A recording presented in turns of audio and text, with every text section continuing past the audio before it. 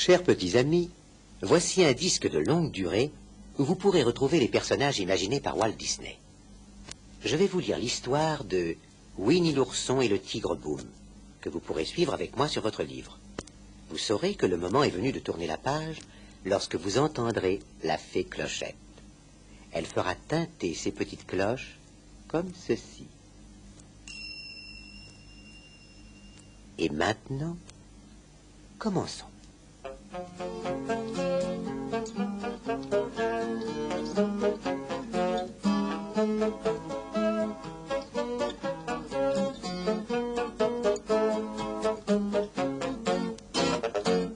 Vous connaissez Winnie, bien sûr. C'est un petit ourson en peluche qui appartient à un gentil garçon nommé Jean-Christophe. Winnie a beaucoup d'amis qui vivent dans la forêt voisine. L'un d'eux est un petit tigre turbulent et un peu coquin. On l'appelle Boom. Pour le moment, comme vous le voyez, il est installé sur le ventre de Winnie et frotte son museau contre la truffe de Winnie, qui n'a pas l'air d'apprécier beaucoup cela. Boom adore les cabrioles. Un jour où Porcinet, le gentil petit cochon, est occupé à balayer des feuilles mortes autour de son beau logis, il décide de lui faire une farce. Il bondit au milieu du tas de feuilles et les fait voler de tous côtés. Quelle peur pour ce pauvre Porcinet. « Allons donc, ce n'est qu'un tout petit bond, » dit Boom. « Je peux faire mieux que cela. Regarde, par exemple, ce qui va arriver au brave Coco Lapin. » Comme un ressort, Boom s'élance vers la maison de Coco Lapin. Celui-ci est dans son jardin, il arrache gaiement des carottes en sifflotant. Boum arrive comme un ouragan au beau milieu du plant de carottes. Voilà le jardin saccagé et Coco Lapin qui hurle de frayeur. Oh, Boum, qu'as-tu fait de mon joli jardin? Gémit Coco Lapin. Hein? Comment? Que dis-tu, Coco chéri? Je dis que je suis ruiné. Pourquoi n'arrêtes-tu pas de bondir toujours comme ça? Demande Coco Lapin. Pourquoi? Eh bien parce que bondir est ce que je fais de mieux. Coco Lapin en a vraiment assez. Il décide de tenir une réunion chez lui pour protester contre les agissements de Boom. Mais seuls Winnie et Porcinet répondent à son appel. Pendant la réunion, Winnie ne fait que dormir et de plus, il a un petit morceau de coton dans l'oreille qui l'empêche d'entendre ce que Coco Lapin veut lui dire.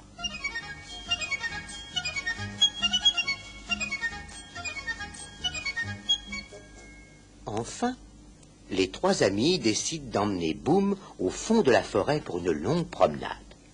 Peut-être s'égarera-t-il et peut-être aussi, après cette longue promenade, sera-t-il assez fatigué pour ne plus avoir envie de bondir pour un oui ou pour un non. Le jour suivant, ils se mettent en route de bon matin. La rosée est encore fraîche et la brume du matin enveloppe la forêt. Très vite, Coco Lapin décide de perdre Boom. Avec Winnie et Porcinet, ils se cachent dans le tronc d'un vieil arbre creux. Voilà Boom abandonné au milieu de la forêt. « J'ai eu là une idée géniale, » dit Coco Lapin. « car Boom s'est enfoncé dans la brume. Chut, ne faites pas de bruit. Quelle chance, S'esclave Porcinet. je vais enfin vivre heureux. » Tout à coup, ils entendent un rugissement terrible. Ils n'ont que le temps de se précipiter à l'intérieur du vieil arbre pour ne pas être découverts. Boom ne les a pas vus, et il s'éloigne seul dans la brume, en continuant à rugir. Nos trois amis décident de regagner leur maison. Mais la brume les gêne aussi, et nos trois compères tournent en rond sans retrouver leur chemin. Winnie a cependant l'impression que Boom rôde toujours autour d'eux. Coco Lapin, très sûr de lui, persuade ses amis qu'il peut trouver le chemin du retour sans difficulté. Pour le leur prouver, il laisse Winnie et Porcinet près d'un fossé en leur assurant qu'il viendra les chercher tout à l'heure. Winnie, qui est très gourmand et qui a toujours faim, est certain que l'odeur de ses pots de miel l'aideront à regagner sa maison rapidement. Il se met à renifler à gauche et à droite. Quand soudain, patatras, il se retrouve en face de Boum. D'un bond, Boum s'installe comme d'habitude sur son ventre. Oh zut, tout est à recommencer.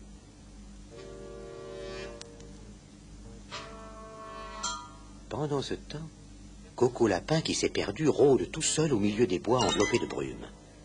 Il sursaute à chaque bruit insolite. Coco Lapin est tellement effrayé par toutes les choses étrangères qui l'entourent qu'il est absolument ravi de voir brutalement Boum bondir sur lui. Retiens bien ceci, Coco. Boum ne se perd jamais. Allez, viens, je vais te reconduire à ta maison. Au fond, Coco est heureux, bien sûr, d'avoir retrouvé son ami. À quelque temps de là, la neige tombée pendant la nuit recouvre la forêt où habitent nos petits amis. Petit Gourou, le bébé kangourou gardé par sa maman, attend que Boum vienne jouer avec lui et il fait tant de bond que sa maman ne peut lui nouer son écharpe. Boum promet de prendre bien soin de Petit Gourou et de le ramener tôt à la maison.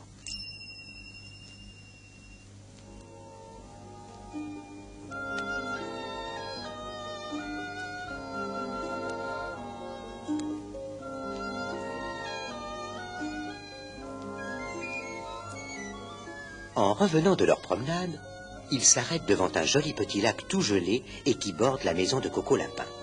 Là, notre jeune héros admire Coco Lapin qui patine en sifflotant sur l'eau glacée. Boum, est-ce que tu sais patiner aussi bien que Monsieur Lapin? Demande Petit Gourou. Bien sûr, Boum se doit d'essayer.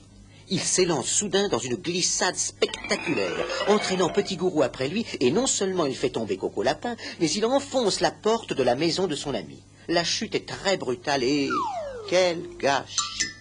La pauvre demeure de Coco Lapin est entièrement saccagée. Après cet exploit, Boum emmène son petit compagnon plus avant dans la forêt, car il veut lui prouver que s'il ne sait pas patiner, il est capable de grimper aux arbres comme personne. Le voilà qui bondit de branche en branche et entraîne dans les airs Petit Gourou accroché à l'extrémité de sa queue. « Attention, petit. Attention !» ose crier Boum. « Tu fais des imprudences. » Pendant ce temps, chers petits amis, Winnie et Porcinet suivent une piste dans la forêt. Mais laquelle? Ils entendent soudain un appel désespéré.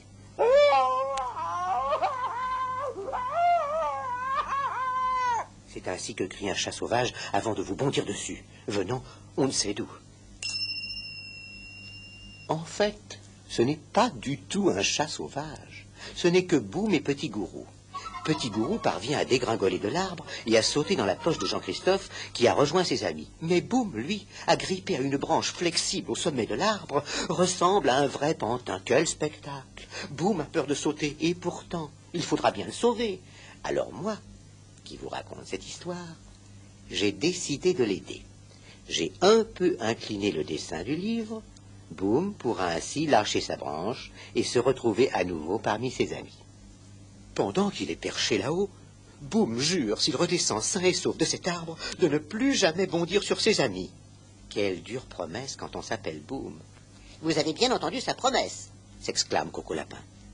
Alors, j'incline un peu plus le dessin, et Boum se laisse tomber sur le sol aux pieds de ses amis. Croyez-moi, mes enfants, jamais il ne fut plus heureux que ce jour-là. Il se sentait littéralement bondir de joie. Et bien sûr, il bondissait, bondissait, bondissait.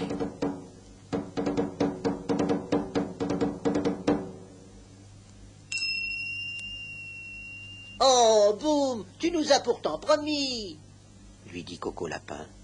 Que veux-tu dire? Ne puis-je même pas faire un tout petit bond de joie?